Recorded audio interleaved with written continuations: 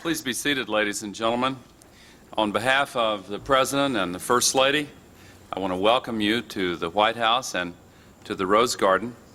Before introducing the person who will present the President, I would like to say a few brief words, and in doing so acknowledge some of those distinguished guests who are present. In the President's Cabinet, we are joined by Secretary Donna Shalala, Secretary Mickey Cantor, Secretary Dan Glickman, and Secretary Federico Pena. Also, the President's Chief of Staff, Leon Panetta, and Carol Rasco, Head of the Domestic Policy Council. From the Congress of the United States, we're pleased and honored to have Senator John Breaux, who is on this side of the crowd here. Also, Representative Glenn Browder, Representative Mike Castle, Representative Sander Levin, Representative Clay Shaw, and Representative John Tanner. We're also pleased to have former Senator Russell Long joining with us today.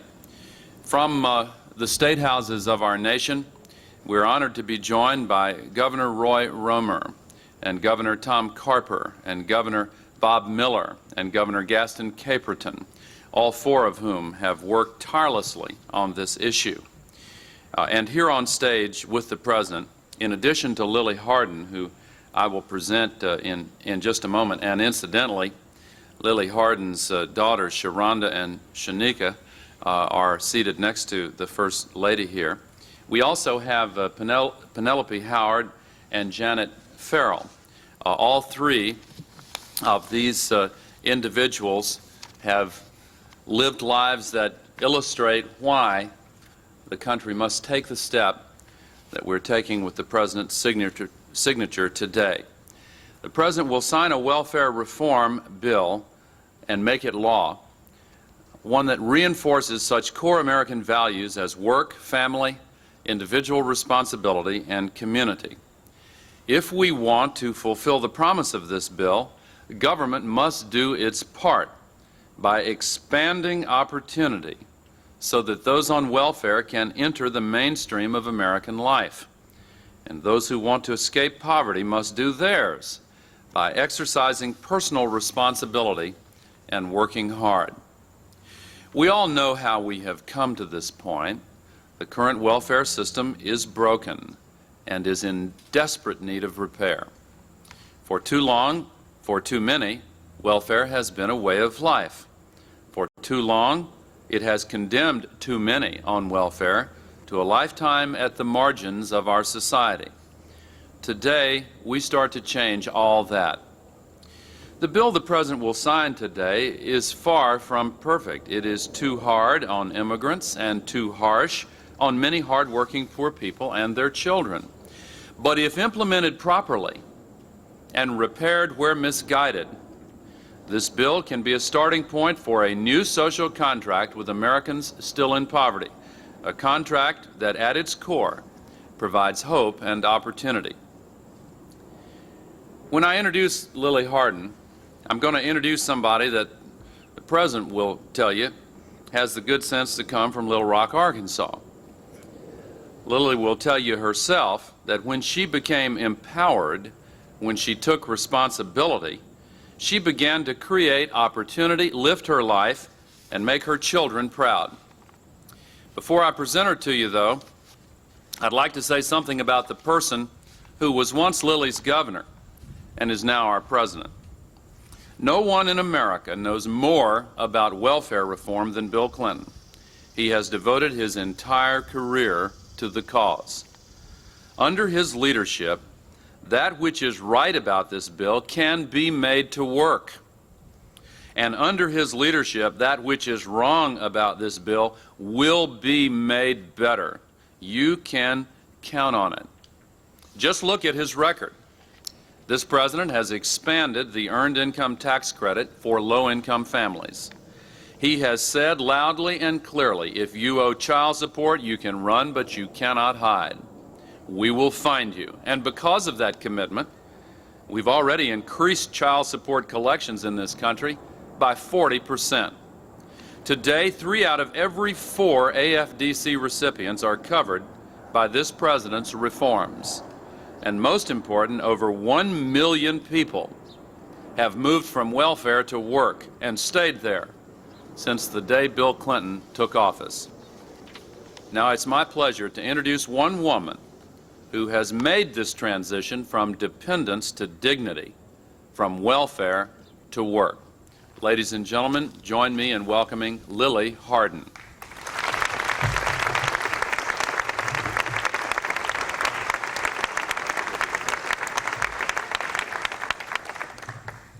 Hello, my name is Lily Hart, and I'm from North Little Rock, Arkansas. I am here today to talk about how much getting off assistance and getting a job meant to me and my children's, and how proud I am of my family, what my family has accomplished. In 1981, after being laid off my job, I spent 2 years on assistance. I had 3 children and had to take care of them with $282 a month. It was my son, Carlton, who really pushed me to get back to work. I enrolled in Project Success, one Governor Clinton welfare reform programs in Arkansas. The program taught me how to present myself to get a job I wanted. 2 months later, after training, I got my first job interview. I've been working ever since. At my first job, I was head kitchen cook, went from there to manager. Going to work gave me independence to take good care of my children, to make sure there was always food on the table and a roof over their heads. Having a job gave me a chance to get involved in school and focus on a good education. When I got my job, my son was so proud of me, but I made a deal with him. I told him, I'm going to work every day and take my work seriously. He needed to go to school every day and take school seriously, and he did just that. So did each other followed. Today, Carlton is married with 2 children, Carlton and Kaylin. He has a job in hospital in Oak Harbor, Washington. Bill is sophomore at University of Arkansas, fullback for Razorbacks, and he's going to be a doctor. Sharonda graduated school with a 4.0. She's now a sophomore at University of Arkansas, Pine Bluff, studying to be a computer system engineer. Shanika, my youngest, is in the 4th grade at Boone Park Elementary, and she's been on honor roll every year, just like her big sister was. I'm so proud of them. And now I want to introduce to everyone, I first met 10 years ago, the man who started my success and beginning of my children's future, the President of the United States, Bill Clinton.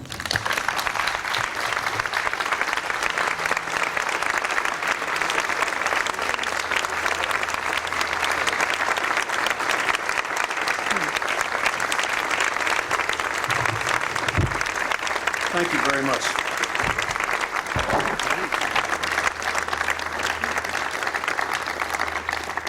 Thank you very much. Lily, thank you. Thank you, Mr. Vice President, members of the Cabinet, all the members of Congress who are here, thank you very much. I'd like to say to Congressman Castle, I'm especially glad to see you here because 8 years ago, about this time, when you were the governor of Delaware and Governor Carper was the congressman from Delaware, you and I were together at a signing like this. Thank you, Senator Long, for coming here. Thank you, Governors Romer, Carper, Miller, and Caperton. I'd also like to thank Penelope Howard and Janet Farrell for coming here. They, too, have worked their way from welfare to independence, and we're honored to have them here. I'd like to thank all the people who worked on this bill who have been introduced from our staff and cabinet, but I'd also like to especially thank Bruce Reed, who did a lot to do with working on the final compromises of this bill. I thank him. Lily Hardin was up there talking, and I want to tell you how she happens to be here today. 10 years ago, Governor Castle and I were asked to co-chair a governor's task force on welfare reform. And we were asked to work together on it, and When we met at Hilton Head in South Carolina, we had a little panel, and 41 governors showed up to listen to people who were on welfare from several states. So I asked Carol Rasco to find me somebody from our state who had been in one of our welfare reform programs and had gone to work. And she found Lily Hardin, and Lily showed up at the program. And I was conducting this meeting, and I committed a mistake that they always tell lawyers never to do. Never ask a question you do not know the answer to. But she was doing so well talking about it, as you saw how well-spoken she was today, and I said, Lily, what's the best thing about being off welfare? And she looked me straight in the eye and said, when my boy goes to school and they say, what does your mama do for a living? He can give an answer. I have never forgotten that.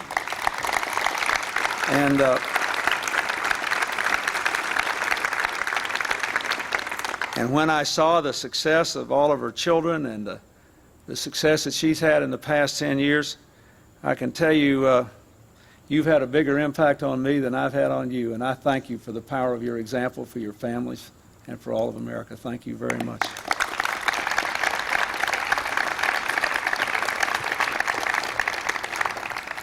What we are trying to do today is to overcome the flaws of the welfare system for the people who are trapped on it. We all know that the typical family on welfare today is very different from the one that welfare was designed to deal with 60 years ago.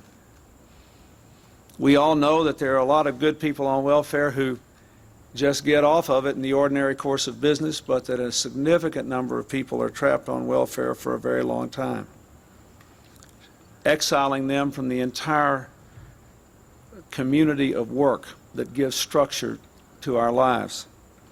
Nearly 30 years ago, Robert Kennedy said, work is the meaning of what this country is all about. We need it as individuals, we need to sense it in our fellow citizens, and we need it as a society and as a people. He was right then, and it's right now. From now on, our nation's answer to this great social challenge will no longer be a never-ending cycle of welfare. It will be the dignity, the power, and the ethic of work. Today we are taking an historic chance to make welfare what it was meant to be, a second chance, not a way of life. The bill I am about to sign, as I have said many times, is far from perfect, but it has come a very long way. Congress sent me 2 previous bills that I strongly believe failed to protect our children and did too little to move people from welfare to work. I vetoed both of them. This bill had broad bipartisan support and is much, much better on both counts. The new bill restores America's basic bargain of providing opportunity and demanding in return responsibility.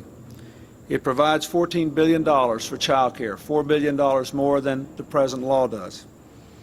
It is good because without the assurance of child care, it's all but impossible for a mother with young children to go to work.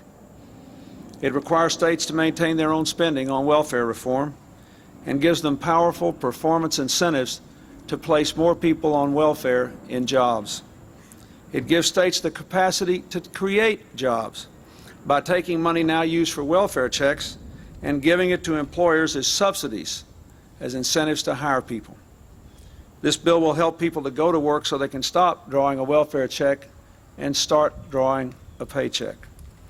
It's also better for children. It preserves the national safety net of food stamps and school lunches. It drops the deep cuts and the devastating changes in child protection, adoption, and help for disabled children. It preserves the national guarantee of health care for poor children, the disabled, the elderly, and people on welfare, the most important preservation of all.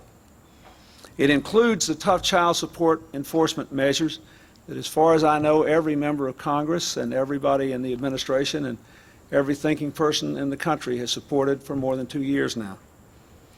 It's the most sweeping crackdown on deadbeat parents in history. We have succeeded in increasing child support collection 40%, but over a third of the cases involved where there's delinquencies involve people who cross state lines. For a lot of women and children, the only reason they're on welfare today, the only reason, is that the father up and walked away when he could have made a contribution to the welfare of the children. That is wrong. If every parent paid the child support that he or she owes legally today, we could move 800,000 women and children off welfare immediately.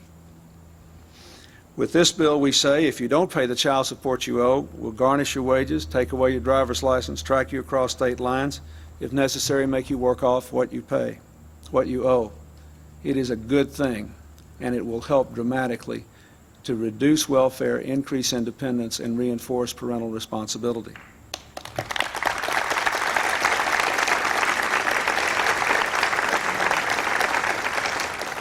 As the Vice President said, we strongly disagree with a couple of provisions of this bill.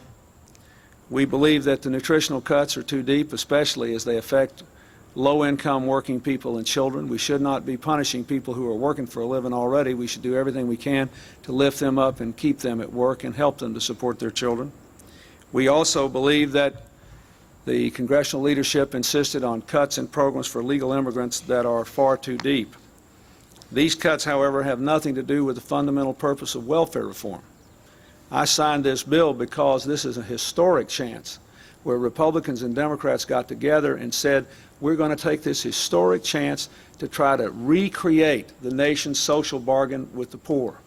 We're going to try to change the parameters of the debate. We're going to make it all new again and see if we can't create a system of incentives which reinforce work and family and independence.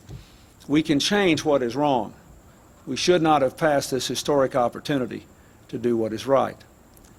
And so I want to ask all of you, without regard to party, to think through the implications of these other non-welfare issues on the American people, and let's work together in good spirits and good faith to remedy what is wrong. We can balance the budget without these cuts, but let's not obscure the fundamental purpose of the welfare provisions of this legislation, which are good and solid and which can give us at least the chance to end the terrible, almost physical isolation of huge numbers of poor people and their children from the rest of mainstream America. We have to do that.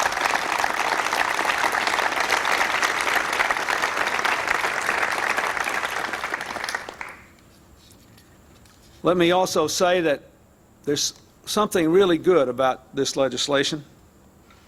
When I sign it, we all have to start again. And this becomes everybody's responsibility. After I sign my name to this bill, welfare will no longer be a political issue. The two parties cannot attack each other over it. Politicians cannot attack poor people over it. There are no encrusted habits, systems, and failures that can be laid at the foot of someone else. We have to begin again. This is not the end of welfare reform. This is the beginning. And we have to all assume responsibility.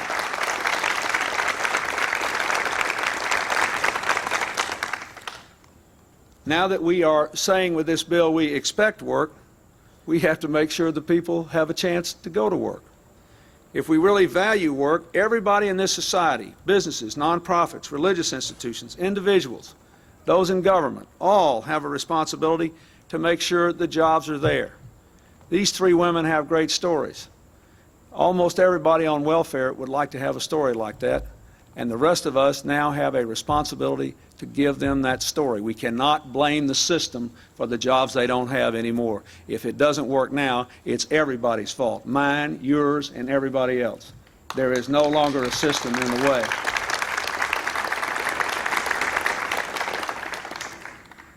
I've worked hard over the past 4 years to create jobs and to steer investment into places where there are large numbers of people on welfare because there's been no economic recovery.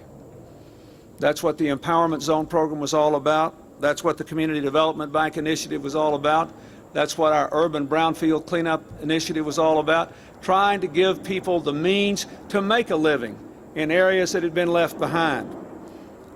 I think we have to do more here in Washington to do that, and I'll have more to say about that later. But let me say again, we have to build a new work and family system. And this is everybody's responsibility now. The people on welfare are people just like these three people we honor here today and their families. They are human beings. and we owe it to all of them to give them a chance to come back. I talked the other day when the Vice President and I went down to Tennessee, and we were working with Congressman Tanner's district. We were working on a church that had burned, and there was a pastor there from a church in North Carolina that brought a group of his people in to work, and he started asking me about welfare reform, and I started telling him about it, and I said, you know what you ought to do? You ought to go tell Governor Hunt that you'd hire somebody on welfare to work in your church. If he'd give you the welfare check as a wage supplement, you'd double their pay, and you'd keep them employed for a year or so and see if you couldn't train them and help their families and see if their kids were all right. I said, would you do that? He said, in a heartbeat. I think there are people all over America like that. I think there are people all over America like that. That's what I want all of you to be thinking about today. What are we going to do now? This is not over. This is just beginning. The Congress deserves our thanks for creating a new reality, but we have to fill in the blanks. The governor's asked for this responsibility. Now they got to live up to it. There are mayors that have responsibilities, county officials that have responsibilities. Every employer in this country that ever made a disparaging remark about the welfare system needs to think about whether he or she should now hire somebody from welfare and go to work, go to the state and say, okay, you give me the check, I'll use it as an income supplement, I'll train these people, I'll help them to start their lives, and we'll go forward from here. Every single person needs to be thinking. Every person in America tonight who sees a report of this, who's ever said a disparaging word about the welfare system, should now say, okay, that's gone. What is my responsibility to make it better?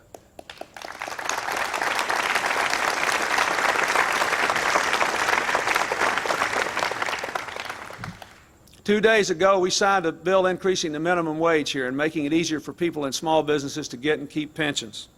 Yesterday, we signed the Kassebaum-Kennedy bill, which makes health care more available to up to 25 million Americans, many of them in lower-income jobs where they're more vulnerable. The bill I'm signing today preserves the increases in the earned income tax credit for working families. It is now clearly better to go to work than to stay on welfare. Clearly better because of actions taken by the Congress in this session. It is clearly better. And what we have to do now is to make that work a reality. I've said this many times, but you know, most American families find that the greatest challenge of their lives is how to do a good job raising their kids and do a good job at work. Trying to balance work and family is the challenge that most Americans in the workplace face. Thankfully, that's the challenge Lily Hardin's had to face for the last 10 years. That's just what we want for everybody.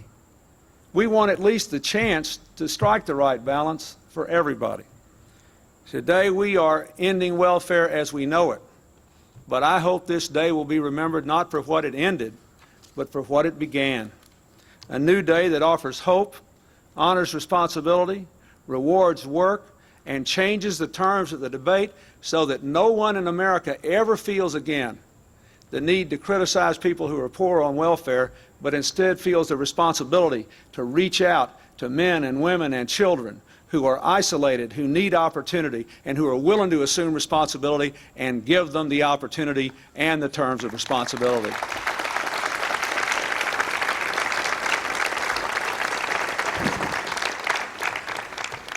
Now I'd like to ask Penelope Howard, Janet Farrell, Lily Hardin, the governors and the members of Congress from both parties who are here to come up and join me as I sign the welfare reform bill.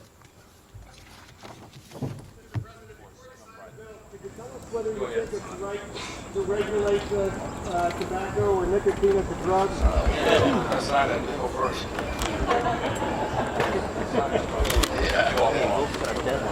Yeah, I guess so. You know, well, under the law, I have to wait till the OMB makes a recommendation to me.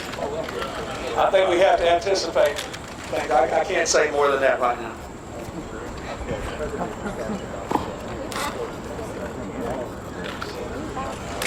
He does the worst in the world by responding.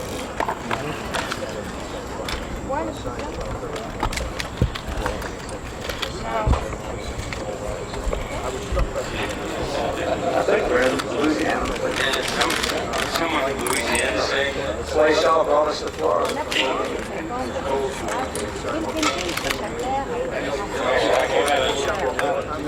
Cameron and Nayland. Governor Carver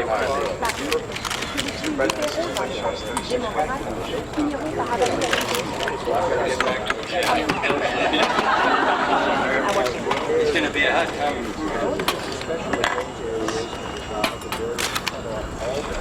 That's a good achievement.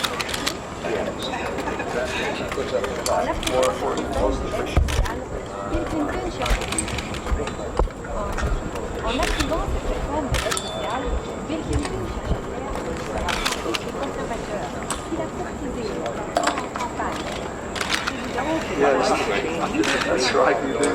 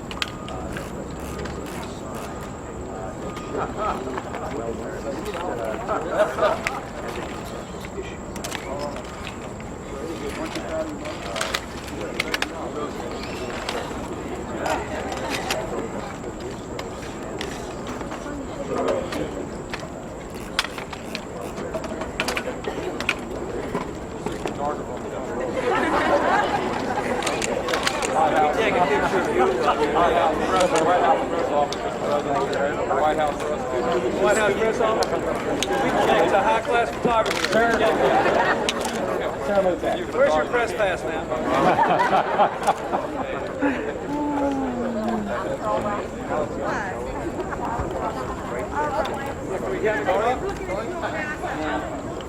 Ma'am, lady, can you get down, please?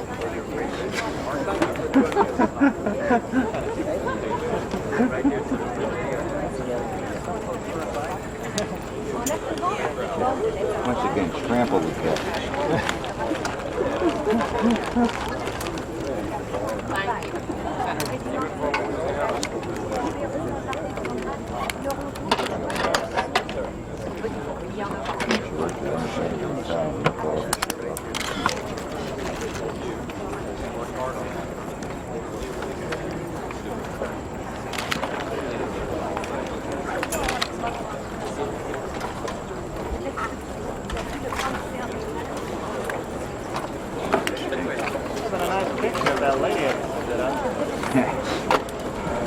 Yeah, how much? I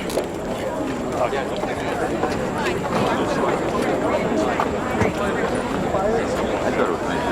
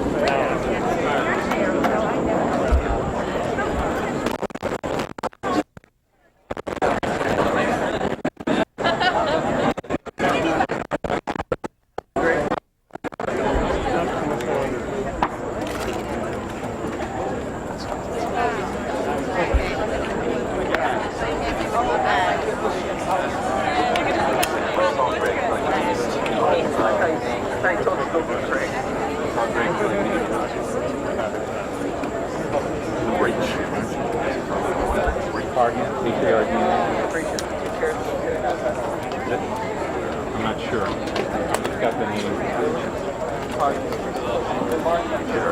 GE.